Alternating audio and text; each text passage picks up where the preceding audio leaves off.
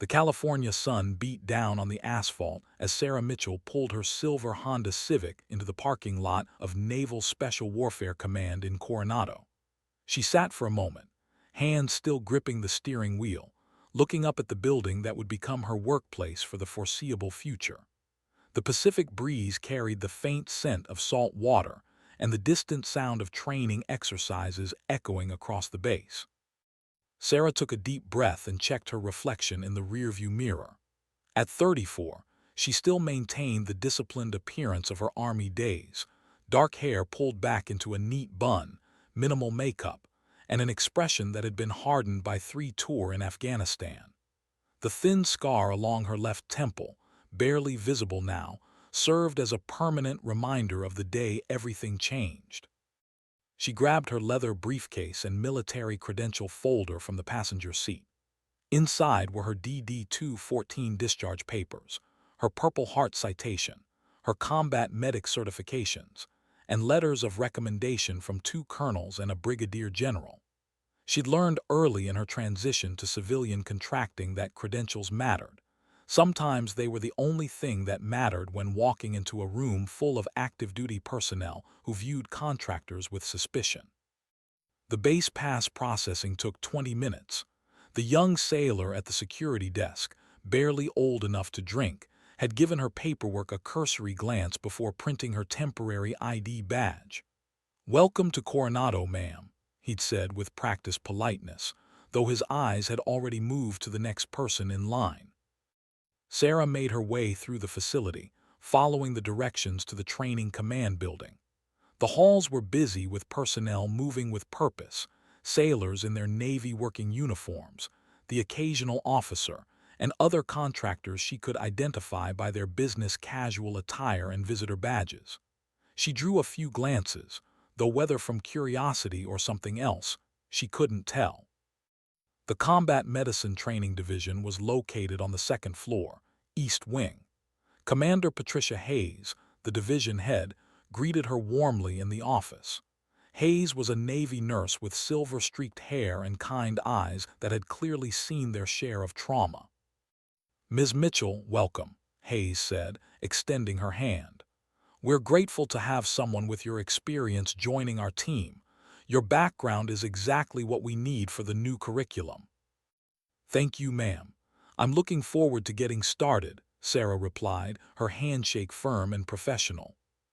Hayes walked her through the facility, explaining the training programs, introducing her to the other instructors, a mix of active-duty corpsmen and civilian contractors, and showing her the classroom and simulation labs where she'd be working.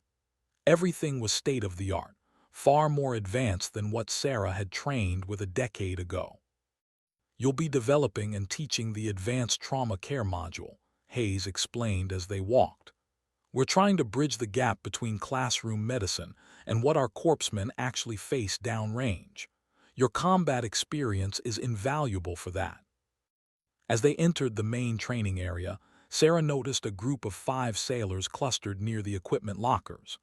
They stopped talking when Hayes and Sarah approached, their expressions shifting to something carefully neutral.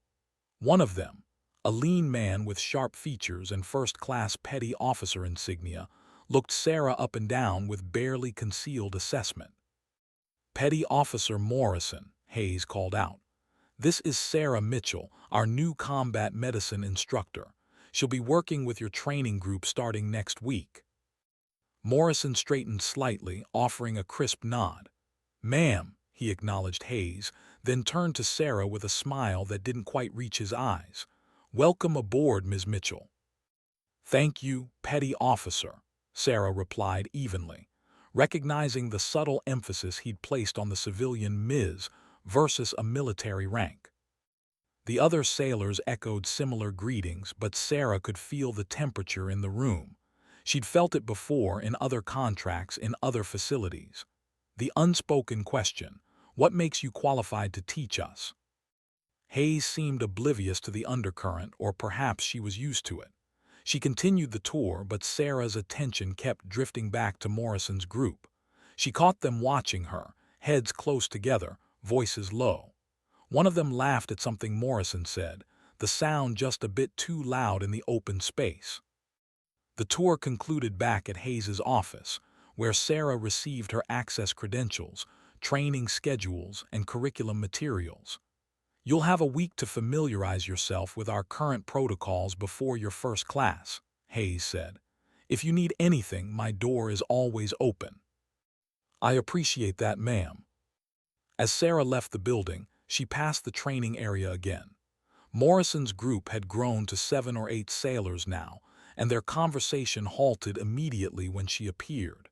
She kept walking, maintaining her bearing, but she heard the whispers start again behind her. Outside, the sun had shifted lower in the sky, casting long shadows across the parking lot. Sarah paused before getting into her car, looking back at the building. She'd earned her place here through blood, sweat, and sacrifice. She had nothing to prove to anyone, except apparently she did. Again. What Sarah didn't see was the figure watching from a third-floor window. Master Chief Jake Thornton, 46 years old with weathered features and eyes that missed nothing, had observed the entire interaction in the training area. He'd been reviewing personnel files for an upcoming deployment when Hayes had walked by with the new contractor. Thornton pulled up Sarah Mitchell's file on his computer, scanning through her service record for the second time that week. 3 tour, Combat Medic Badge, Purple Heart, Army Commendation Medal with Valor. The citation for her Purple Heart made him pause, his eyes narrowing as he read the location and date. Fob Chapman, October 2019. He opened another file, Rodriguez James, SEAL Team 3. Wounded in action, same date, same location. Saved by combat medic, name, Mitchell S. Thornton leaned back in his chair, his jaw tightening. He closed the files and looked out the window again, watching Sarah's car pull out of the parking lot. Then his gaze shifted to the training building entrance, where Morrison and 2 of his friends were just leaving, laughing about something. "We'll see," Thornton muttered to himself, making a mental note to keep an eye on the situation. He'd seen this kind of thing before, young sailors with more ego than sense, testing boundaries, pushing against anyone they perceived as outsiders. Usually it resolved itself. Sometimes it required intervention. He hoped it would be the former, but his instincts, honed by 2 decades of combat and leadership, told him it would be the latter. The first 2 weeks at Naval Special Warfare Command established a rhythm that Sarah recognized all too well. She arrived early each morning, reviewed her lesson plans, and prepared her training materials with meticulous care. The actual teaching was the easy part. She knew trauma medicine inside and out, had lived it in ways that textbooks could never capture. It was everything else that made the job exhausting. Morrison's group had expanded their influence. What started as 5 sailors had grown to include others who either shared their views or simply went along to fit in. They never did anything overtly actionable. They were too smart for that. Instead, they perfected the art of the subtle dig, the questioning look, the conversation that stopped just a bit too abruptly when Sarah entered a room. On her 3rd day, Sarah had been setting up a training dummy in the simulation lab when Morrison and another sailor, a second-class petty officer named Jenkins, walked in. They needed to retrieve some equipment, or so they claimed. "Careful with that dummy, Ms. Mitchell," Morrison had said, his tone helpful on the surface. "Wouldn't want you to hurt yourself. Those things are heavier than they look." Sarah had lifted the 120-pound training mannequin with practiced ease, positioning it on the table without visible effort. Years of hauling wounded soldiers and heavy equipment had given her a strength that her 5'6" frame didn't advertise. "I've got it, thanks," she'd replied evenly. Jenkins had smirked. "Guess they build civilian contractors tough these days." "Some of us," Sarah had said, returning to her setup and effectively dismissing them. She'd heard their laughter echo in the hallway as they left. The comments continued throughout the first week. During a facility-wide briefing on updated medical protocols, Sarah had offered an insight based on her field experience with improvised tourniquets in austere environments. The active-duty corpsman had listened with interest, several taking notes. But as personnel filed out afterward, she'd overheard Morrison talking to his group in the corridor. "Must be nice to swoop in as a contractor and tell us how to do our jobs," he'd said, his voice just loud enough to carry. "Wonder what her actual qualifications are, besides knowing how to talk a good game." One of his friends had laughed. "Probably took one first aid course and suddenly she's an expert." Sarah had gripped her folder tighter but kept walking. Engaging would only make it worse. She'd learned that lesson the hard way at her previous contract in Virginia. By the second week, the dynamic had settled into an uncomfortable pattern. Morrison's group would appear wherever Sarah was working: the simulation labs, the equipment rooms, the training corridors. They'd make comments about civilian consultants taking real sailors' jobs, or question whether contractors had any real understanding of actual military medicine. During a hands-on training session with a mixed group of corpsmen, Sarah had been demonstrating advanced airway management techniques. Most of the sailors were engaged and respectful, asking thoughtful questions. But Morrison, who'd somehow ended up in the session, had raised his hand. "Ms. Mitchell, have you ever actually performed this procedure in a real combat situation?" he'd asked, his tone suggesting he already knew the answer would be no. Sarah had met his eyes steadily. "Yes, petty officer, multiple times, including once under direct fire when conventional intubation failed, and I had to perform a surgical cricothyrotomy with a pocket knife and a ballpoint pen." The room had gone quiet. Several sailors had looked at Morrison, waiting for his response. He'd simply nodded, his expression unreadable. "Just wanted to confirm your practical experience, ma'am." But afterward in the corridor, she'd heard him telling Jenkins that anyone can claim anything happened downrange. The breaking point of the second week came during a routine equipment inventory. Sarah had been assigned to work with a team of corpsmen to assess and restock the training medical kits. Morrison had volunteered his group to assist, and Commander Hayes had approved it, pleased to see initiative. The inventory took place in a large supply room filled with shelves of medical equipment. Sarah organized the team efficiently, assigning specific supply categories to pairs of personnel. Morrison and Jenkins had been assigned to check the airway management supplies. 20 minutes into the inventory, Morrison had approached Sarah with a clipboard. "Ms. Mitchell, we're showing a discrepancy in the advanced airway kits. Looks like we're missing several items." Sarah had taken the clipboard, reviewing the numbers. "These counts look correct to me. What items do you think are missing?" "Well, according to the previous inventory," Morrison had pulled out another sheet, "we should have 15 more cricothyrotomy kits. That's a pretty significant shortage." Sarah had walked to the shelf, counting the kits herself. 15 kits, exactly as listed on her inventory sheet. She'd shown Morrison, pointing to each one. "Those are the training kits," he'd said dismissively. "I'm talking about the deployment-ready sealed kits. Someone needs to keep better track of supplies." "The deployment kits are in secure storage, not included in this inventory," Sarah had explained patiently.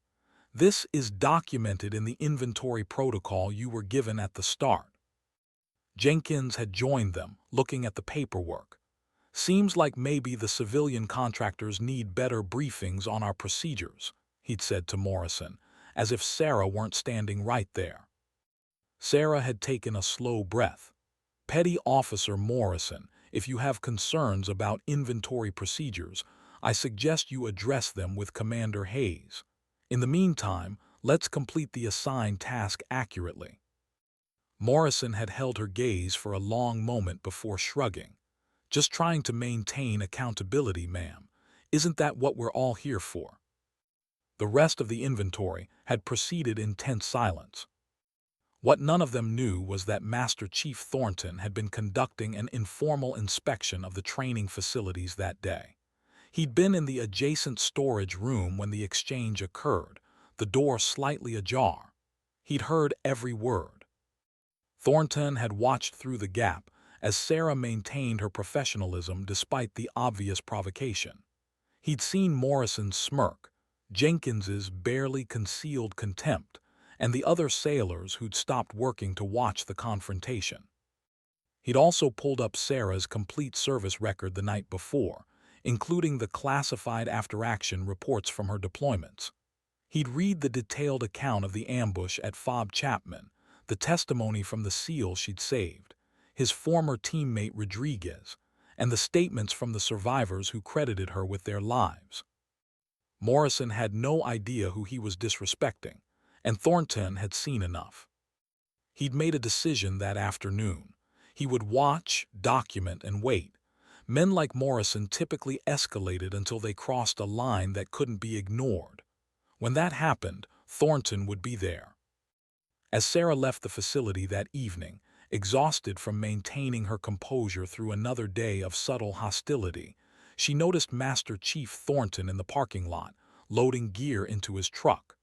Their eyes met briefly. He gave her a single nod, the kind of acknowledgement one service member gives another.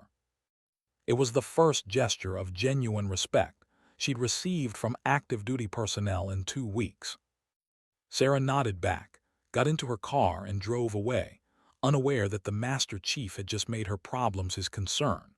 The mess hall at Naval Special Warfare Command buzzed with the usual lunchtime activity. Trays clattered, conversations overlapped, and the smell of hot food mingled with the faint scent of cleaning solution.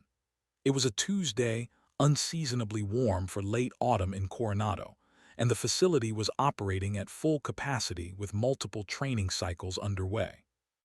Sarah had intentionally arrived late to the lunch hour, hoping to avoid the peak crowd. She preferred eating during the quieter periods, using the time to review her lesson plans or catch up on administrative work. She'd grabbed a simple lunch, grilled chicken, vegetables, and water, and found a table near the back corner of the mess hall, away from the main flow of traffic. She set her tray down and opened her tablet, pulling up the training curriculum for the advanced trauma scenarios she'd be teaching the following week. The material was solid, but she wanted to incorporate more realistic variables based on her own experiences. She made notes in the margins, completely absorbed in her work. The mess hall was about half full now, mostly smaller groups of sailors finishing up their meals or taking their time before returning to duty. Sarah was vaguely aware of the ambient noise around her, laughter from a nearby table, someone's phone buzzing, the clang of dishes being cleared. She took a bite of chicken, eyes still on her tablet screen. She didn't notice Morrison's approach until his shadow fell across her table. "Ms. Mitchell," his voice cut through her concentration, "mind if we join you?" Sarah looked up to find Morrison standing at the edge of her table, flanked by Jenkins and 3 other sailors from their usual group. Her instincts, honed by years of recognizing threats, immediately assessed the situation. This wasn't a friendly request to share a table in a crowded mess hall. The facility was half empty with plenty of available seating. "Actually, I'm working through lunch," Sarah replied calmly, gesturing to her tablet. "Plenty of other tables available." Morrison pulled out the chair across from her anyway, sitting down without waiting for permission. The others followed suit, arranging themselves around the table in a way that felt less like joining her and more like surrounding her. Jenkins took the seat to her right. Another sailor she recognized as Petty Officer 3rd Class Ramirez sat to her left. 2 others stood behind Morrison, leaning against the wall. "We've been meaning to have a chat with you," Morrison said, his tone conversational but his eyes cold. "Get to know our new civilian instructor a bit better." Sarah kept her expression neutral, though her peripheral vision tracked each person's position. "If you have questions about the training curriculum, Petty Officer, you can make an appointment through Commander Hayes's office." "Oh, it's not about the curriculum," Jenkins interjected, leaning back in his chair with exaggerated casualness. "We're just curious about your background, your actual qualifications." Several sailors at neighboring tables had started to notice the group dynamics. Conversations quieted slightly as people began to sense the tension. Sarah closed her tablet deliberately, giving Morrison her full attention. My qualifications are a matter of record. Commander Hayes reviewed them extensively before bringing me on board. Right, Morrison said, waving his hand dismissively. But see, that's the thing about civilian contractors. You can put anything on a resume, tell people you did this or that. But we work with corpsmen who are out there right now, in harm's way, relying on training from people like you. So we think it's fair to ask, what real experience do you actually have? I served 3 tours in Afghanistan as a combat medic with the Army, Sarah stated evenly. My service record speaks for itself. Ramirez leaned in closer from her left side. A lot of people served, ma'am. Doesn't mean they saw real action. Some people spent their whole deployment on a big fob, never left the wire, and then come back calling themselves combat veterans. Sarah felt the familiar tightness in her chest, the anger she'd learned to control, to channel, to never let show. I'm not interested in comparing deployment experiences with you, petty officer. If you'll excuse me, I'd like to finish my lunch. She reached for her tray to stand up, but Morrison leaned forward, his arms on the table, effectively blocking her path. See, that's what concerns us. You're teaching sailors who are going to be in the thick of it, making life-or-death decisions. We just want to make sure you're not some paper pusher who took a first aid course and talked their way into a contractor job. The mess hall had grown noticeably quieter now. At least a dozen personnel were openly watching the exchange. A few looked uncomfortable, but none intervened. This was Morrison's show, and he was playing to an audience. My credentials include, Sarah began, but Jenkins cut her off. Credentials, sure. Everyone's got those.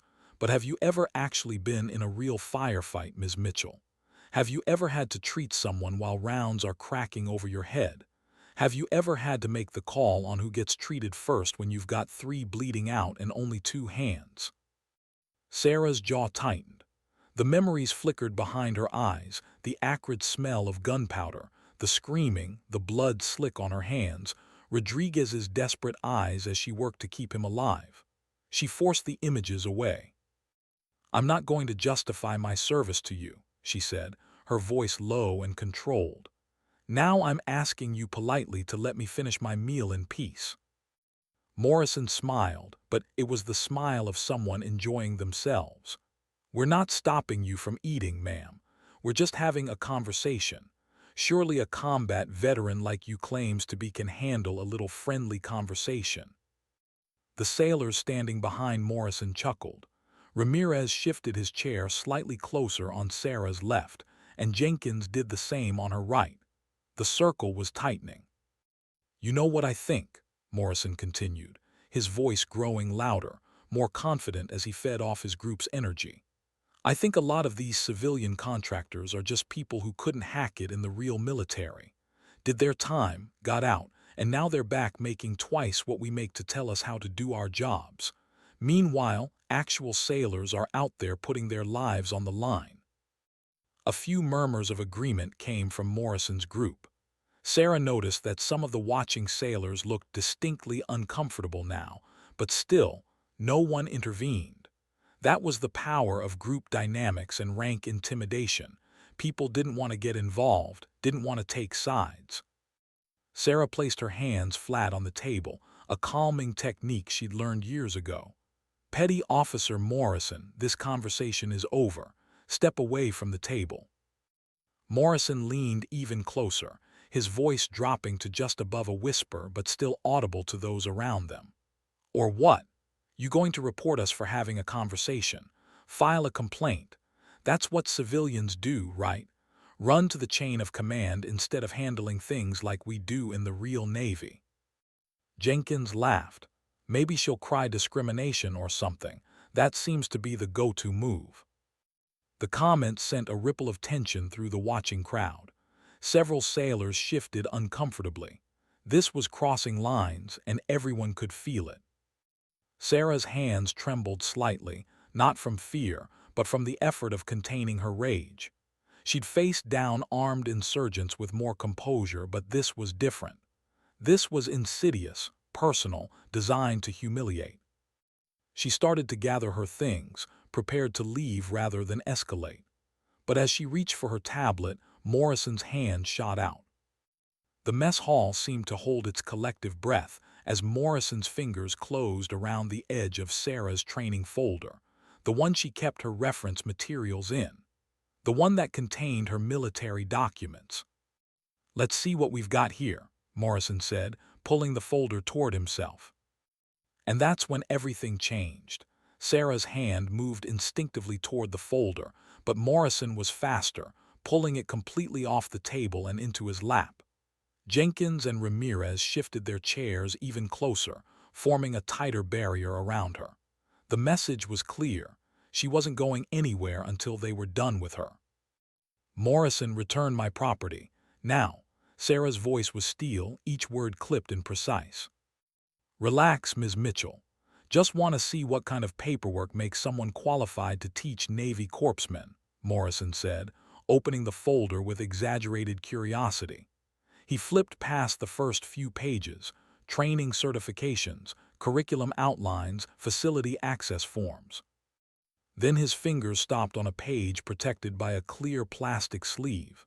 Even upside down, Sarah could see what he'd found: her Purple Heart citation.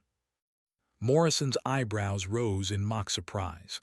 "Well, well, look what we have here, boys." He pulled the document out, holding it up so his friends could see. "Our Ms. Mitchell has herself a Purple Heart." The change in atmosphere was immediate. Several of the watching sailors leaned forward, their expressions shifting from uncomfortable observation to genuine interest. A Purple Heart meant combat wounds. It meant something real had happened. But Morrison wasn't finished. If anything, finding the citation seemed to embolden him. He began reading aloud, his voice dripping with theatrical skepticism. "For wounds received in action against an enemy of the United States while serving with the 502nd Forward Support Company, Fob Chapman, Afghanistan, October 17, 2019. Morrison paused, looking up at Sarah with a smirk. "Fob Chapman. That's a pretty safe forward operating base, isn't it? Not exactly the front lines." Sarah's face had gone pale, then flushed with barely controlled anger. "You have no idea what you're talking about." "Oh, I think I do," Morrison continued, his confidence growing as he fed off his audience. "See, I've been deployed. I know how these things work. Sometimes people get Purple Hearts for the most minor injuries. Trip and sprain your ankle during a mortar attack, Purple Heart. Get a scratch from some shrapnel while you're safe inside a bunker, Purple Heart. It's all about being in the right place at the right time and having the right paperwork filed." Jenkins laughed, shaking his head. "Man, I knew a guy who got one because he fell off a truck during an attack. Never saw combat, never fired his weapon, just fell wrong and broke his arm. Still got the medal." "Exactly," Morrison said, warming to his theme. He continued reading, his tone mocking. "Specialist Mitchell displayed exceptional valor while treating wounded personnel under enemy fire." Well, that sounds impressive. But what does it really mean? Were you actually under fire, or were you just near where firing was happening? Big difference. The folder in Morrison's hand seemed to taunt Sarah with its vulnerability. Inside were other documents, other private records of the worst day of her life. Letters of commendation, witness statements, photographs she rarely looked at because they brought back too much.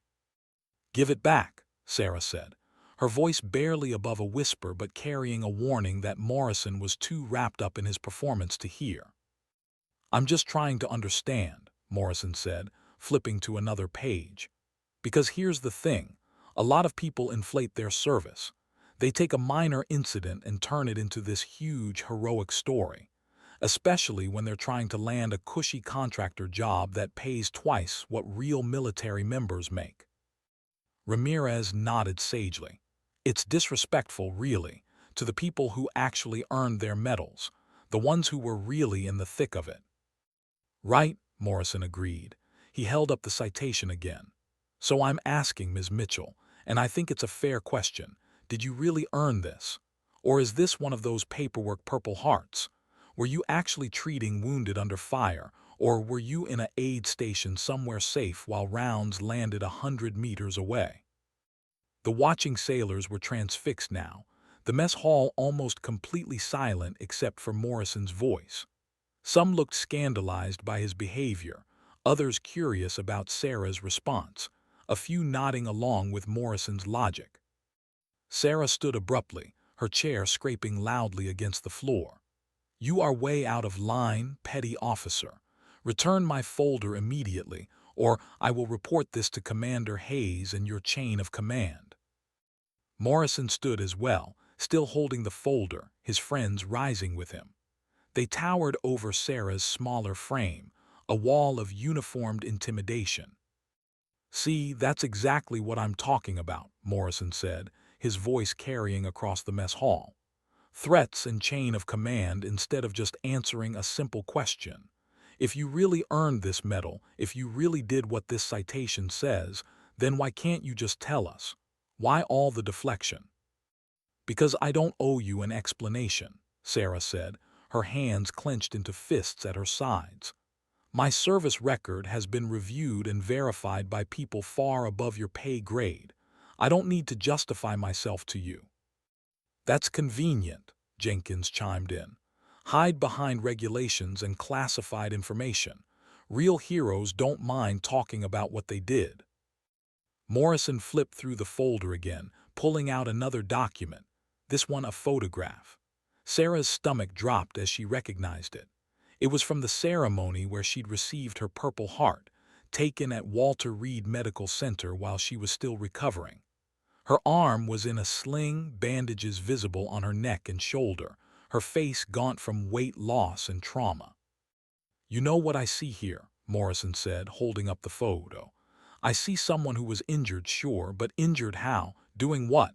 The citation is all vague language, exceptional valor, under enemy fire. That could mean anything." He looked directly at Sarah, his expression challenging. "So here's your chance, Ms. Mitchell. Tell us exactly what happened. Tell us how you got wounded. Tell us what you really did that day. Because from where I'm standing, this looks like a lot of paperwork glorifying what was probably a pretty routine injury during a pretty routine attack." Sarah's vision tunneled. The mess hall seemed to fade away, replaced by the dusty courtyard at Fob Chapman, the staccato of AK-47 fire, the screaming, the blood spreading across the ground faster than her hands could work. Rodriguez's face, pale and terrified, asking her if he was going to die. The weight of another wounded soldier across her shoulders as she ran for cover, her own blood mixing with theirs. She opened her mouth to respond, though she didn't know what she would say. How could she possibly explain that day to someone who was determined not to understand? But before she could speak, a voice cut through the tension like a blade through silk. "Attention on deck." The voice was quiet, almost conversational in volume, but it carried an authority that made every person in the mess hall freeze instantly. It was the kind of voice that didn't need to shout because it had commanded respect for so long that volume was irrelevant. Master Chief Jake Reaper Thornton stood in the entrance to the mess hall, his khaki uniform immaculate, his expression unreadable. He'd entered without anyone noticing, drawn by a text from one of the facility's senior chiefs who'd been eating lunch and had grown increasingly uncomfortable with what he was witnessing. Thornton had been 3 buildings away when he got the message. He'd walked across the compound at a measured pace, not running, not rushing, but moving with the certainty of someone who knew exactly what he was going to do. He'd arrived just in time to hear Morrison question whether Sarah had really earned her Purple Heart, just in time to see him holding her private military documents like trophies, just in time to witness the entire ugly scene. The mess hall remained frozen. Morrison still held Sarah's folder, his hand halfway raised with her photo. Jenkins and Ramirez flanked Sarah like guards. The watching sailors had gone rigid, some beginning to stand in automatic response to a Master Chief's presence. Thornton's boots made soft, deliberate sounds on the floor as he walked toward Morrison's group. His face betrayed nothing. No anger, no judgment, just a calm certainty that made the silence stretch unbearably.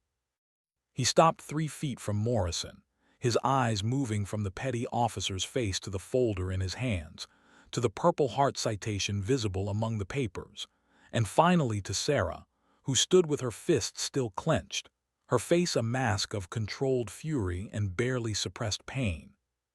"Petty Officer Morrison," Thornton said, his voice still quiet, still conversational. "Would you mind repeating what you just said? I want to make sure I heard you correctly."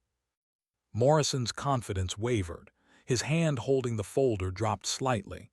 "Master Chief, we were just—" "I asked you to repeat what you said," Thornton interrupted, his tone unchanged but somehow more commanding. "About Ms. Mitchell's Purple Heart, about whether she earned it. Go ahead, repeat it." The mess hall had become a tableau. No one moved, no one breathed. And Morrison, for the first time, realized he might have made a terrible mistake. Morrison's throat worked as he swallowed, suddenly acutely aware of every eye in the mess hall fixed on him. Master Chief Thornton stood motionless, waiting, his patience somehow more intimidating than any display of anger would have been. "Master Chief, I was just asking Ms. Mitchell about her service record," Morrison said, attempting to regain his composure. "We were having a discussion about qualifications and—" "You were questioning whether she earned her Purple Heart," Thornton stated flatly. "It wasn't a question. You were implying that her citation was inflated, that her wounds were minor, that she wasn't really under fire. Did I miss anything?" Jenkins shifted uncomfortably. Ramirez took a small step back from Sarah's side. The other sailors in Morrison's group suddenly found the floor very interesting. "We just wanted to understand her background, Master Chief," Morrison tried again, though his voice had lost its earlier confidence. "Since she's teaching our corpsmen—" "Give me the folder," Thornton said, extending his hand. Morrison hesitated for a fraction of a second, then handed it over. Thornton took it carefully, almost reverently, and looked down at the Purple Heart citation Morrison had been mocking moments before. His jaw tightened almost imperceptibly as he read. "October 17, 2019, Thornton said, his voice still quiet but now carrying to every corner of the silent mess hall. "Fob Chapman, Afghanistan. Do you know what happened that day, Petty Officer Morrison?" "No, Master Chief." "Then allow me to educate you." Thornton looked up from the citation, his eyes moving across Morrison's group, then to the watching sailors throughout the mess hall. "Fob Chapman was hit by a coordinated insurgent attack at 14:30 hours, not mortars from a distance, not a random potshot, a full assault, approximately 40 insurgents with small arms, RPGs, and heavy machine guns. The base was undermanned that day due to ongoing operations in the region." Sarah stood rigid, her arms wrapped around herself. She didn't want to hear this, didn't want to relive it, but she couldn't move, couldn't speak, couldn't do anything but stand there as Thornton continued. "The attackers breached the perimeter fence on the eastern side," Thornton went on, his words precise and measured. "They made it into the compound before the quick reaction force could fully mobilize. Multiple personnel were wounded in the initial assault, 7, to be exact. 3 Army soldiers, 2 Air Force Security Forces members, and 2 Navy SEALs from SEAL Team 3 who were staging there for a mission." He paused, letting that sink in. Several sailors straightened at the mention of SEALs. Everyone in the special warfare community knew that SEAL casualties were taken seriously. "Specialist Sarah Mitchell was the senior combat medic on duty that day," Thornton continued. "When the attack started, she was in the aid station, which would have been the smart place to stay, behind cover, waiting for casualties to be brought to her. But 3 wounded men were pinned down in the open courtyard, taking direct fire, unable to reach cover. So Specialist Mitchell made a choice." Thornton's eyes found Sarah's, and for a moment, something like recognition passed between them, the understanding of two people who had both made impossible choices under fire. She ran into that courtyard, Thornton said. No weapon, no armor, just her medical bag. She reached the first casualty, Sergeant First Class David Chen, taking fire the entire time. She stabilized his sucking chest wound, got a chest seal on him, and dragged him to cover. Then she went back out. Morrison had gone pale. The folder in Thornton's hand seemed to grow heavier. The second casualty was Airman First Class Marcus Webb. Femoral artery hit, bleeding out. Specialist Mitchell had maybe 2 minutes before he was gone. She worked on him in the open, rounds impacting all around her, got a tourniquet on him, stopped the bleeding, and got him to cover. Then she went back out a third time. Thornton's voice remained level, but there was an edge to it now, sharp as a knife. The third casualty was a Navy SEAL, Petty Officer First Class James Rodriguez. Multiple gunshot wounds, abdomen, shoulder, and leg. Rodriguez had tried to return fire to cover the other wounded, but he'd lost too much blood. He was going into shock, struggling to breathe. He thought he was dying. Sarah's eyes closed. She could see Rodriguez's face, could hear his voice asking her to tell his daughter he loved her, could feel his blood hot and slick on her hands. Specialist Mitchell performed field surgery on Rodriguez while rounds were still coming in, Thornton said. She couldn't move him. His injuries were too severe. So she stayed with him in the open and worked. She performed an emergency cricothyrotomy when his airway collapsed. She placed chest seals. She started 2 IV lines under fire. She kept him alive through sheer skill and determination while firefight raged around them. Thornton looked directly at Morrison now. During this time, Specialist Mitchell took shrapnel from an RPG that detonated 15 meters away, caught her in the neck, shoulder, and arm. She kept working. She didn't stop. She didn't leave Rodriguez. She kept him alive until the quick reaction force could reach them and suppress the enemy fire enough to evacuate. The mess hall was absolutely silent. Sarah could hear her own heartbeat pounding in her ears. But she wasn't done, Thornton continued. Even wounded, even bleeding, she helped carry Rodriguez to the evacuation point. She monitored his vitals during the entire transport to the helicopter. She refused treatment for herself until every other casualty had been stabilized and evacuated. Thornton held up the Purple Heart citation. That's what this piece of paper represents, Petty Officer Morrison. That's what you were mocking. Specialist Mitchell saved 3 lives that day while wounded and under sustained enemy fire. One of those lives was Petty Officer Rodriguez, who survived because of her actions. He paused, and when he spoke again, his voice was harder. Rodriguez went on to complete 2 more deployments after his recovery. On his final deployment, he saved 17 lives during a complex hostage rescue operation in Syria. He retired last year with full honors. He has a daughter who just turned 8 years old. That little girl has a father because of what Specialist Mitchell did on October 17, 2019. Morrison looked like he might be sick. Jenkins had taken several steps back. Ramirez was staring at Sarah with an expression of dawning horror at what they'd done. Rodriguez was on my team, Thornton said quietly. SEAL Team 3, he's my friend. I've known him for 15 years. I stood up at his wedding. I'm the godfather to that little girl I just mentioned. So when you stand there and question whether Ms. Mitchell earned her Purple Heart, when you mock her service, when you suggest she inflated her record to get a contractor job, you're not just disrespecting her. You're disrespecting Rodriguez. You're disrespecting every person she saved that day. And you're disrespecting me. He looked around the mess hall, his gaze moving across every face. This woman has more combat experience than most of you will see in your entire careers. She saved more lives than you've probably met. She's earned her place here 100 times over. And if I ever hear anyone question her credentials again, you'll answer to me personally. Is that understood? A chorus of "Yes, Master Chief," echoed through the mess hall. Thornton turned back to Morrison. "You have something to say to Ms. Mitchell, petty officer." Morrison's face was red, whether from shame or anger or both, Sarah couldn't tell.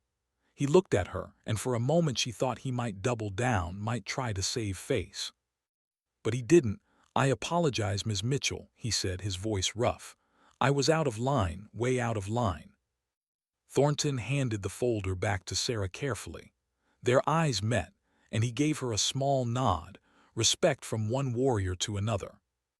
"This incident will be reported to Commander Hayes and Petty Officer Morrison's chain of command," Thornton said. "The rest of you are dismissed." The mess hall erupted into movement as personnel quickly filed out, not wanting to be anywhere near the aftermath. Morrison's group scattered like leaves in the wind. Sarah stood there, folder clutched to her chest, trembling slightly. She wasn't sure if it was from anger, relief, or the simple exhaustion of having her worst day laid bare in front of strangers. "Thank you, Master Chief," she managed to say. Thornton nodded once more. "No thanks necessary, Ms. Mitchell. You earned your respect a long time ago. Some people just needed to be reminded of that." As he walked away, Sarah sank back into her chair, alone in the nearly empty mess hall, and allowed herself one shaky breath of relief. The 24 hours following the mess hall incident transformed the atmosphere at Naval Special Warfare Command in ways Sarah hadn't anticipated. By the time she arrived at the facility the next morning, the story had spread through the base like wildfire, though the details had taken on the inevitable embellishments that came with retelling. Commander Hayes called Sarah into her office first thing. The division head's expression was a mixture of concern and something that looked like guilt. "Ms. Mitchell, I owe you an apology," Hayes said before Sarah could even sit down. "I should have been more attentive to the treatment you were receiving. Master Chief Thornton briefed me on everything that happened, and I've reviewed the accounts from several witnesses. This kind of behavior is absolutely unacceptable." "I appreciate that, ma'am," Sarah replied, setting her briefcase down. "But I'm more concerned with moving forward and getting back to the work." Hayes nodded, but her expression remained serious. "Morrison and his group are facing formal counseling chits. Morrison specifically is being recommended for non-judicial punishment under Article 15, disrespect toward a civilian employee, conduct unbecoming and mishandling of personal documents. His chain of command is furious. Captain Hendricks made it very clear that this reflects poorly on the entire command." Sarah absorbed this information with mixed feelings. Part of her felt vindicated. They'd finally crossed a line that couldn't be ignored. Another part felt weary, knowing that formal discipline often created resentment rather than understanding. "What about the others?" Sarah asked. "Jenkins and Ramirez are receiving formal counseling. The others who participated are being dealt with by their respective commands. Master Chief Thornton also mandated that Morrison's entire division attend a professional conduct refresher, which, as you might imagine, hasn't made Morrison very popular with his peers." That explained the cold shoulders Sarah had noticed Morrison receiving as she'd walked through the facility that morning. Hayes leaned forward, her hands clasped on her desk. "Sarah, I want you to know that your service and your sacrifice are recognized here. What you did in Afghanistan, what you've continued to do in training the next generation of medical personnel matters. It matters to me, and it matters to this command." "Thank you, ma'am. And if you experience any retaliation or continued harassment—" "I don't think I will," Sarah interrupted gently. "I think the message has been received." She was right. As Sarah moved through her day, she noticed the change immediately. Sailors who had previously ignored her or given her perfunctory nods now stood a little straighter when she passed. A few offered respectful greetings. In the training facility, several corpsmen approached her with questions about her lesson plans, and for the first time, the questions felt genuine rather than challenging. At lunch, Sarah deliberately chose the mess hall again, refusing to be intimidated out of the space she noticed people watching her, but the quality of the attention had shifted. A senior corpsman she'd never spoken to stopped by her table. "Ms. Mitchell, I'm Chief Petty Officer Anderson. I just wanted to say it's an honor to have you on the training staff. My son's a combat medic with the Army, currently deployed. It gives me comfort knowing people like you are teaching the next generation." "Thank you, Chief. That means a lot." Throughout the day, similar encounters occurred. Not everyone approached her. Some people were clearly uncomfortable with the attention the incident had generated, but the fundamental dynamic had shifted. She was no longer that civilian contractor. She was a combat veteran who had earned her place. Master Chief Thornton found her in the afternoon, reviewing equipment in one of the training labs. He knocked on the doorframe despite the door being open. "Ms. Mitchell, got a minute?" "Of course, Master Chief." Thornton entered, his bearing relaxed but still commanding. "Wanted to check in. Make sure you're doing all right after yesterday." Sarah set down the medical kit she'd been inspecting. "I'm fine. Better than fine, actually. Thank you for what you did. You didn't have to step in like that." "Yes, I did," Thornton said simply. "Rodriguez is my brother in every way that matters. What you did for him, for his family, I can never repay that. But I can damn sure make certain you're treated with the respect you deserve." He paused, studying her for a moment. "You know, he talks about you. Rodriguez says you're the reason he got to walk his daughter to her first day of kindergarten. The reason he was there when she lost her first tooth. The reason he'll be there to walk her down the aisle someday." Sarah's throat tightened. "I was just doing my job." "No," Thornton said firmly. "Your job was to stabilize casualties and call for evacuation. You went way beyond that. You put yourself between wounded men and enemy fire. You worked through your own injuries. That's not just doing your job. That's heroism." Before Sarah could respond, there was another knock at the door. Both she and Thornton turned to see Morrison standing in the doorway, his expression uncertain and deeply uncomfortable. He was in his working uniform, but something about his bearing had changed. The cocky confidence was gone, replaced by something that looked like genuine remorse. "Sorry to interrupt, Master Chief, Ms. Mitchell," Morrison said, his voice subdued. "Ms. Mitchell, could I have a word, if now's not a good time?" "It's fine," Thornton said, moving toward the door.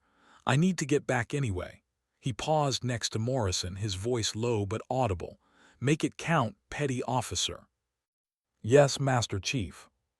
Thornton left and Morrison stepped into the room, maintaining a respectful distance. He looked like he hadn't slept well. The bravado and smirking arrogance that had defined him were completely absent. "Ms. Mitchell, I know I apologized yesterday, but it was in front of everyone, and it was because Master Chief Thornton made me," Morrison began, his words coming in a rush. "I wanted to apologize again privately because I mean it. What I did, what I said was inexcusable." Sarah crossed her arms, waiting.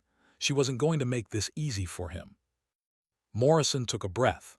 "I've spent the last 24 hours thinking about why I did what I did, and the truth is, it was ego, pure ego. I saw you as a threat, this civilian contractor coming in, getting paid more than me, telling me how to do things. I didn't want to see your actual qualifications because that would mean admitting I was wrong." He looked directly at her and Sarah saw genuine shame in his eyes. "My chief made me read your full service record this morning. Not just the citation, but the after-action reports, the witness statements, the medical reports from your recovery. Ms. Mitchell, what you did that day, I can't even imagine having that kind of courage. And I mocked it, I questioned it, I threw it in your face." Sarah's expression softened slightly. This wasn't the defensive, face-saving apology she'd expected. This was someone who had genuinely confronted his own failings. "I've spent 2 years in the Navy," Morrison continued. "I've done one deployment, never saw combat, never had to make the kind of decisions you made. And yet I had the arrogance to question your credentials, to treat you like you were less than me. I'm ashamed of myself." Why? Sarah asked quietly. Why did you really target me? Morrison was quiet for a long moment. Honestly, because it was easier to tear you down than to face my own insecurities. I'm trying to make SEAL training. I've failed twice. And here you were, a woman, a civilian who'd already proven herself in ways I haven't. Instead of learning from you, I tried to diminish you. That was weak. That was cowardice. Sarah studied him, seeing the young sailor beneath the bluster. 23, maybe 24 years old, trying to find his place in an unforgiving system, making terrible choices in the process. Petty Officer Morrison, I accept your apology, she said finally.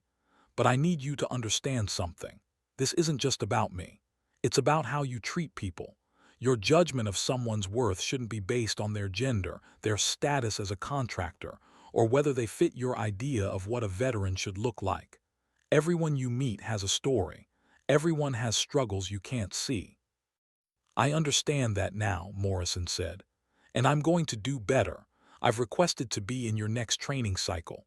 I want to learn from you, really learn, not just go through the motions, if you'll have me. Sarah considered this. It would be easier to refuse, to keep Morrison at a distance. But teaching wasn't just about conveying information. It was about transformation, about helping people become better versions of themselves. All right, she said, but I expect your full effort and your full respect. Not because of what I did in Afghanistan, but because I've earned my place here through skill and experience. Understood? Yes, ma'am, absolutely. As Morrison turned to leave, Sarah called after him. Petty officer, one more thing. He turned back. Keep working towards SEAL training. Don't let this setback define you. Learn from it, grow from it, but don't let it stop you from your goals. Morrison's expression shifted to something like gratitude. Thank you, Ms. Mitchell. That means more than you know. After he left, Sarah stood alone in the training lab, surrounded by the equipment she'd spent years mastering, and allowed herself a small smile. Maybe things really were going to change. 3 months had passed since the mess hall incident, and the transformation at Naval Special Warfare Command was undeniable. Sarah arrived early one Monday morning in January, coffee in hand, to find a small group of corpsmen already waiting outside her classroom. Among them was Morrison, notebook in hand, looking focused and professional. "Morning, Ms. Mitchell," he greeted her respectfully as she unlocked the door. "Morning, Morrison, everyone," Sarah smiled at the eager faces. "We don't start for another 20 minutes. "We know, ma'am," said Hospital Corpsman Second Class Davis, a bright young sailor who'd become one of Sarah's most engaged students. "We wanted to review the case study materials before class. Morrison was telling us about the tourniquet placement techniques you covered last week." Sarah raised an eyebrow at Morrison, who had the grace to look slightly embarrassed. "Just sharing what I learned, ma'am." "Well, come on in then. I'll get the simulation lab opened up." The change in Morrison had been remarkable. After his apology, he'd thrown himself into Sarah's training with singular focus. He asked thoughtful questions, stayed late to practice techniques, and had become something of an advocate for her methods among his peers. More importantly, he'd become a bridge between Sarah and other sailors who had been skeptical of her. The mandatory professional conduct refresher that Thornton had ordered turned out to be a turning point for many personnel. Commander Hayes had brought in Sarah to speak about her experiences, not as a victim of harassment, but as an expert on the realities of combat medicine and the importance of respecting expertise regardless of its source. Sarah had been reluctant at first, uncomfortable being the center of attention, but Thornton had encouraged her privately. "These sailors need to hear from someone who's been there," he'd said. "They need to understand that service comes in many forms and that the uniform someone wears or doesn't wear doesn't determine their value." The presentation had been difficult. Sarah had walked them through the Fob Chapman incident in clinical detail, explaining her decision-making process, the medical procedures she'd performed, and the split-second choices that had meant the difference between life and death. She'd shown them photographs from the aftermath, the courtyard where she'd worked, the damage from the RPG that had wounded her, the medevac helicopter that had taken Rodriguez to safety. But she'd also talked about the cost, the nightmares that still occasionally woke her at 3 in the morning, the hypervigilance that made her jump at loud noises, the weight of knowing that she'd saved some lives while others had been beyond her reach. She'd been honest about the fact that being a combat veteran didn't make her superhuman. It made her someone who had survived impossible circumstances and learned from them. The response had been profound. Sailors who had previously viewed her with suspicion began to see her as a resource, someone who could prepare them for the realities they might face. Her classroom numbers swelled. Evaluations improved. Most importantly, the quality of questions she received changed. Students weren't trying to catch her out anymore. They genuinely wanted to learn. Now, as Sarah set up for the morning's advanced trauma scenarios, she felt a sense of satisfaction that had been missing from her previous contractor positions. This was what she'd hoped for when she'd taken the job, a chance to pass on hard-won knowledge to people who would need it. The class proceeded smoothly, with students engaged and responsive. Morrison, working with a training partner on a complex bleeding control scenario, demonstrated the techniques with precision. When his partner struggled with IV placement under pressure, Morrison coached him patiently, using the same phrases Sarah had used when teaching him. "You've got this," Morrison said. "Block out the chaos. Focus on the anatomy. Feel for the vein. You know this." Sarah made a note on her evaluation form. Morrison was developing leadership skills, learning to teach others rather than just demonstrate his own competence. It was exactly the kind of growth she hoped to see. After class, as students filed out, Morrison approached her desk. "Ms. Mitchell, could I ask you something?" "Of course. I'm resubmitting my SEAL training application next month. I was wondering if you'd be willing to write a letter of recommendation. I know I don't deserve it after how I treated you, but I've been working hard too." "I'd be happy to," Sarah interrupted, watching his face light up. "You've shown real growth over the past 3 months, Morrison. You've become one of my strongest students. More than that, you've become a leader in the classroom. That's worth recognizing." Morrison's smile was genuine. "Thank you, ma'am. That means everything to me. And I promise if I make it through training, I'll remember what you taught me. Not just the medical skills, but the other stuff too. About respect, about humility, about being open to learning from everyone." That's all any teacher can ask for. As Morrison left, Master Chief Thornton appeared in the doorway, his timing impeccable as always. Over the past 3 months, he and Sarah had developed an easy professional rapport. He often stopped by her classroom to observe training or to discuss curriculum development. Sarah had learned that beneath his intimidating exterior, Thornton was deeply committed to ensuring personnel received the best possible preparation for combat. "Master Chief," Sarah greeted him, "what brings you by?" "Wanted to extend an invitation," Thornton said, entering the room. "We're having a small gathering this Friday evening at Rodriguez's place. He's in town visiting family and he specifically asked if you'd join us. Nothing formal, just drinks, food, and good company. He'd like to thank you properly, face to face." Sarah felt her chest tighten. She'd never met Rodriguez after the incident. He'd been evacuated to Germany while she was still at Fob Chapman, and by the time she'd returned to the States for her own recovery, their paths hadn't crossed. "I don't know," Sarah said hesitantly. "That might be awkward for him. I mean, I'm just a reminder of the worst day of his life." Thornton shook his head. "You're a reminder of the day he survived. There's a difference. Rodriguez has wanted to meet you for years. He tried to find you after his recovery, but you'd moved between assignments, changed your contact information. When I told him you were working here, he couldn't believe it." Sarah considered this. Part of her wanted to decline, to keep that day compartmentalized in the past. But another part, the part that still occasionally wondered if Rodriguez had really made it, if he was really okay, wanted closure.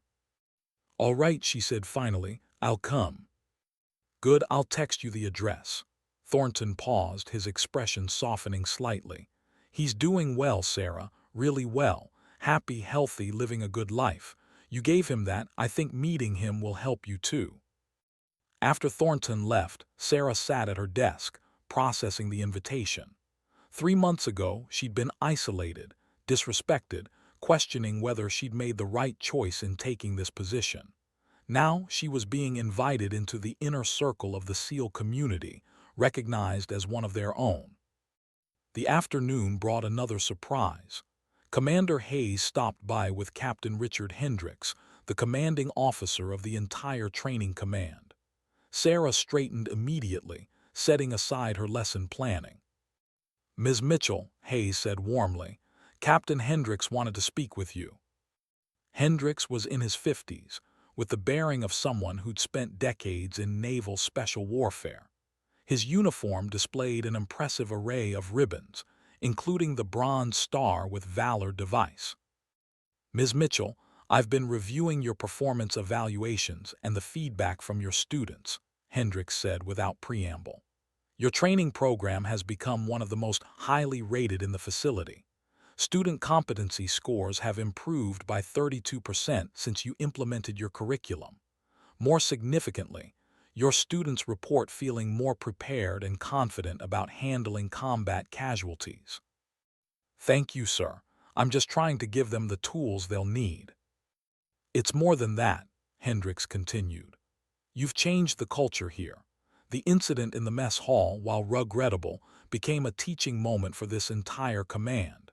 It forced us to examine how we treat civilian contractors, how we recognize expertise, and how we ensure every person here is valued for their contributions." He reached into his portfolio and pulled out a certificate. "I'm presenting you with the Commander's Award for Excellence in Training. It comes with a formal letter of commendation for your personnel file and a monetary award. But more than that, it's our way of saying thank you. Thank you for your service, both past and present. Thank you for your patience with us while we got our act together. And thank you for staying when you had every reason to leave." Sarah accepted the certificate, genuinely moved. "I didn't do this for awards, sir. I did it because these sailors deserve the best training possible." "I know," Hendricks said. "That's exactly why you deserve this recognition." After they left, Sarah looked at the certificate, at the official seal and the formal language praising her contributions. But what meant more were the sticky notes on her desk from students thanking her for extra help, the coffee someone had left for her that morning with a note saying, "Thanks for everything you teach us," and the sight of Morrison in the hallway, patiently helping another sailor practice tourniquet application. Her phone buzzed with a text from Thornton. "Rodriguez is excited to meet you. Fair warning, he's bringing pictures of his daughter. You'll see about 50 of them whether you want to or not." Sarah smiled, texting back, "I look forward to it." As she packed up for the day, she realized something had fundamentally shifted. This wasn't just a job anymore. This was her community, her purpose, her place. The fight to earn respect had been exhausting, sometimes demoralizing, but it had been worth it. Because now she could do what she'd always wanted to do: teach, mentor, and ensure that the next generation of combat medics would be ready for whatever they faced. And that, she thought as she locked her classroom door, was worth every difficult moment. Friday evening arrived with a crisp coastal breeze that carried the scent of the Pacific Ocean. Sarah sat in her car outside the address Thornton had sent her, staring at the modest two-story house in a quiet Coronado neighborhood. Lights glowed warmly from inside, and she could hear the faint sound of laughter and conversation through the open windows. Her hands gripped the steering wheel, and for a moment she considered driving away. Meeting Rodriguez felt like opening a door she'd kept carefully locked for years. That day at Fob Chapman had been compartmentalized, processed in therapy, filed away in the part of her mind she only visited in nightmares. But before she could start the engine, the front door opened, and Master Chief Thornton stepped onto the porch. He must have been watching for her. He walked to her car and tapped on the window. "You planning to sit out here all night?" he asked when she rolled down the window. "I'm not sure I can do this," Sarah admitted quietly. Thornton's expression softened. "Rodriguez has been packing inside for the last hour. He's more nervous than you are. Come on, you both need this." Sarah took a deep breath, grabbed the bottle of wine she'd brought, and got out of the car. Thornton walked beside her to the door, a steady presence. "One thing," Thornton said as they reached the porch. "His daughter, Mia, she's here. Rodriguez wanted you to meet her. She knows who you are, knows you saved her dad's life. Just a heads up." Before Sarah could respond, the door opened and there he was. James Rodriguez looked different from the pale, bleeding man she remembered from that courtyard. Healthy, vibrant, alive. He was about 6 feet tall, with kind eyes and a warm smile, dressed in jeans and a navy blue polo shirt. But it was unmistakably him. Sarah would recognize those eyes anywhere. For a long moment, they just stared at each other. Then Rodriguez's eyes filled with tears. "Ms. Mitchell," he said, his voice thick with emotion. "Sarah, I've wanted to meet you for so long." And then, without hesitation, he pulled her into a hug. Sarah stood rigid for a moment, then felt something break loose inside her. She hugged him back, and suddenly she was crying too, years of wondering and worrying and carrying the weight of that day finally releasing. "You're okay," she whispered. "You're really okay." "Because of you," Rodriguez said, pulling back to look at her, his hands on her shoulders. "Because you wouldn't give up on me. Even when I told you to leave me, even when you were bleeding yourself, you stayed." A small voice interrupted. "Daddy, is this the lady?" They turned to see a little girl with dark curls and Rodriguez's eyes standing in the doorway, looking up at Sarah with open curiosity. "Mia, come here, Mija," Rodriguez said, his voice gentle. He scooped up his daughter, who looked to be about 8 years old. "This is Miss Sarah. She's the person I've told you about, the one who helped Daddy when he was hurt." Mia studied Sarah with the serious consideration only children can manage. Then she reached out from her father's arms and wrapped her small arms around Sarah's neck. "Thank you for saving my daddy," Mia said simply. Sarah closed her eyes, holding this child who existed because of split-second decisions made in a dusty courtyard 7 years ago. "You're very welcome, sweetheart." The rest of the evening unfolded with surprising ease. The gathering was small: Thornton, Rodriguez and his wife Maria, a few other SEALs from Team 3, and Sarah. They ate grilled fish and fresh tortillas that Maria had made, drank beer and wine, and shared stories. Rodriguez showed Sarah exactly 53 photos of Mia: her first day of kindergarten, her soccer games, her birthday parties, her gap-toothed grin. Each photo was a testament to a life that almost wasn't, to all the moments that Sarah's actions had made possible. "I think about that day a lot," Rodriguez said when they found themselves alone on the back patio, watching the sun set over the ocean. "Not in a traumatic way anymore, therapy helped with that, but I think about the choices you made. You had every reason to stay in cover, to wait for someone else to help, but you didn't." "I couldn't leave you," Sarah said simply. "Any of you, that's not who I am." "I know. Thornton told me what happened at the base, how Morrison questioned your service." Rodriguez shook his head. "If I'd been there, I would have lost my mind. You saved my life at great cost to yourself, and some punk kid who's never seen combat had the audacity to question it." "He didn't know," Sarah said, surprising herself by defending Morrison. "He's learning. Actually, he's become one of my best students." Rodriguez raised an eyebrow. "You're a better person than me." "No, I just understand that people can change. Growth matters more than mistakes." They talked for another hour, filling in the gaps of 7 years. Rodriguez told her about his recovery, his decision to retire after his final deployment, his current work as a veterans counselor. Sarah told him about her transition to civilian contracting, the challenges she'd faced, and the satisfaction she found in teaching. You know, Rodriguez said as the evening wound down, Mia wants to be a doctor. She talks about it all the time, says she wants to help people like you helped me. You changed her life before she was even old enough to understand it. That's a legacy, Sarah. 3 weeks later, Sarah stood at the front of her classroom, watching a new group of corpsmen file in for their first day of advanced combat medicine training. Morrison was among them, no longer a student but serving as her teaching assistant while awaiting his SEAL training date. "Listen up," Morrison said, his voice carrying authority that was earned rather than forced. "You're about to learn from someone who's been there. Ms. Mitchell has more combat experience than most of us will ever see. She saved lives under conditions we can't imagine. So when she teaches you something, pay attention. It might save your life or someone else's someday." The students straightened in their seats, attentive and respectful.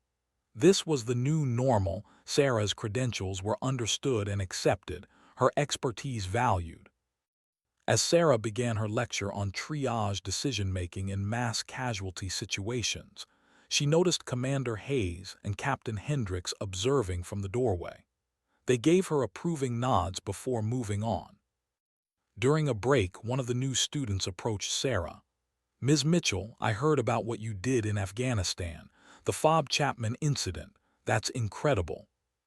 "It was necessary," Sarah corrected gently. "That's different from incredible, but thank you." "Could you tell us about it?" another student asked. "I mean, not if it's too difficult, but we'd like to hear what it was really like. The decision-making process, the procedures under pressure." Sarah looked at their eager faces, young sailors who wanted to learn, who respected her knowledge, who saw her as a resource rather than a threat. She glanced at Morrison, who gave her an encouraging nod.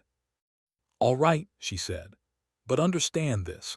I'm not sharing this story to glorify combat or make myself sound heroic. I'm sharing it so you understand what you might face and how to prepare mentally for those moments." She told them about that day, about the choices and the chaos, about the fear and the focus required to work through it. She showed them the scars on her neck and shoulder, explained the mechanics of the injuries, described the physical sensation of working while wounded. But she also told them about Rodriguez's daughter, about the soccer games and birthday parties that existed because of those desperate minutes in the courtyard. She told them that saving lives wasn't about being fearless. It was about doing what needed to be done despite the fear. The classroom was silent when she finished. Then one student raised his hand. "Ma'am, how do you prepare for something like that?" "Training," Sarah said simply. "Repetition until the procedures are automatic. Mental preparation so you can think clearly under stress. And understanding your why you became a medic, why this work matters. When things get terrible, your why is what keeps you going." Morrison added, "Ms. Mitchell taught me that everyone you treat is someone's son or daughter, someone's husband or wife, someone's father or mother. When you remember that, when you see them as people rather than casualties, it changes how you work. It makes you fight harder to keep them alive." Sarah caught his eye and smiled. He'd learned well. That evening, as Sarah packed up her materials, her phone buzzed. It was a text from Rodriguez with a photo attached. The image showed Mia in a doctor's costume, complete with a toy stethoscope, holding a sign that read "Future Doctor." The message below said, "She wanted you to see this. Says she's going to save lives like Miss Sarah. You're her hero." Sarah stared at the photo for a long moment, then saved it to her phone. Master Chief Thornton appeared in her doorway, heading out. "Yeah, long day." Sarah closed her briefcase. "Good long day, though.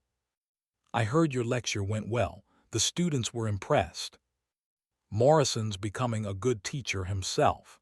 If he makes it through SEAL training, he's going to be an asset to whatever team gets him.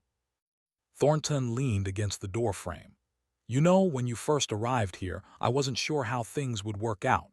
Civilian contractors can be hit or miss, but you've exceeded every expectation. You've changed this program, this culture, and you've changed lives, Morrison's especially." He changed himself, Sarah said.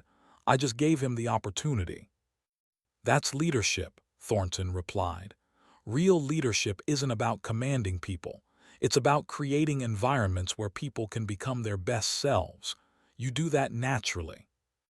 Sarah felt warmth spread through her chest. Thank you, Master Chief. That means a lot, especially coming from you.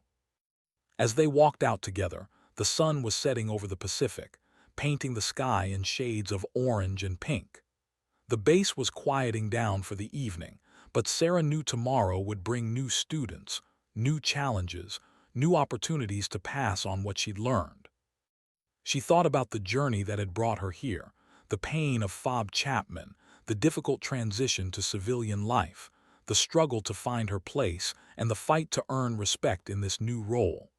It hadn't been easy. There had been moments when she'd wanted to quit, to walk away from the judgment and the skepticism. But she'd stayed, she'd persevered, and in doing so she'd found something she didn't know she needed, a community, a purpose, and a place where her service truly mattered. Same time tomorrow, Thornton asked as they reached the parking lot. Same time tomorrow, Sarah confirmed. As she drove away from the base, she glanced in her rearview mirror at the facility that had become her second home. Somewhere in those buildings, Morrison was probably still studying, preparing for his next challenge. Rodriguez's daughter was dreaming of becoming a doctor, and tomorrow, new students would walk into her classroom, ready to learn how to save lives. The fight for respect had been won, but more importantly, Sarah had found her place in a community that valued her not just for what she'd done in the past, but for what she continued to do every day, preparing the next generation of heroes for the impossible choices they might have to make. And that, she realized as she drove toward home, was the legacy she wanted to leave. Not just lives saved in a single moment of crisis, but countless lives saved through knowledge passed on, skills honed, and respect earned through excellence and perseverance. The sun dipped below the horizon, and Sarah smiled.